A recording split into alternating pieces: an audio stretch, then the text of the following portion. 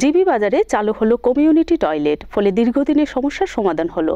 GB বাজারকে অত্যাধুনিক বাজারে পরিণত করার জন্য প্রচেষ্টা অব্যাহত রয়েছে। জিবি বাজারে জন্মলগ্ন থেকে ছিল না কোনো টয়লেটের ব্যবস্থা, ফলে ক্রেতা বিক্রেতা উভয়কেই সমস্যায় পড়তে হতো।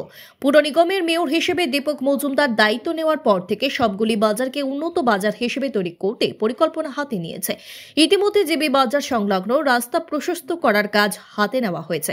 পাশাপাশি বাজারটিকে আধুনিকতম বাজার হিসেবে গড়ে তোলার পরিকল্পনা রয়েছে পুর নিগমের। বাজার ব্যবসায়ীদের দীর্ঘদিনের প্রত্যাশা আজ পূর্ণ হলো। আজ পুর নিগমের মেয়র তথা দীপক মজুমদারের হাত ধরে উদ্বোধন হলো বাজার এলাকার কমিউনিটি টয়লেটের। প্রায় 15 লক্ষ টাকা ব্যয় করে এই কমিউনিটি টয়লেট নির্মাণ করা হয়েছে।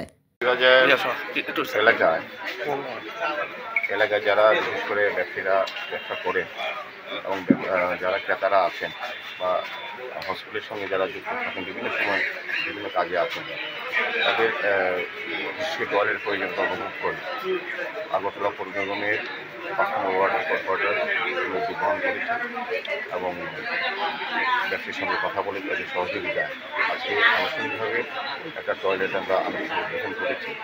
আমাদের আগরতলা শহরে আগরতলা মিউনিসিপ্যাল কর্পোরেশনের আওতাভুক্ত বিভিন্ন বাজারগুলির সংস্কারের কাজ আমরা হাতে নিয়েছি এবং প্রয়োজন অনুভব করে যা যা প্রয়োজনীয় ব্যবস্থা, রাস্তা, ড্রেন, নিকাশি ব্যবস্থা, আলো ব্যবস্থা, পাশাপাশি টয়লেটের ব্যবস্থা আমরা করে থাকি। সেক্ষেত্রে আজকে এটা একটা উদ্বোধন করা হয়েছে।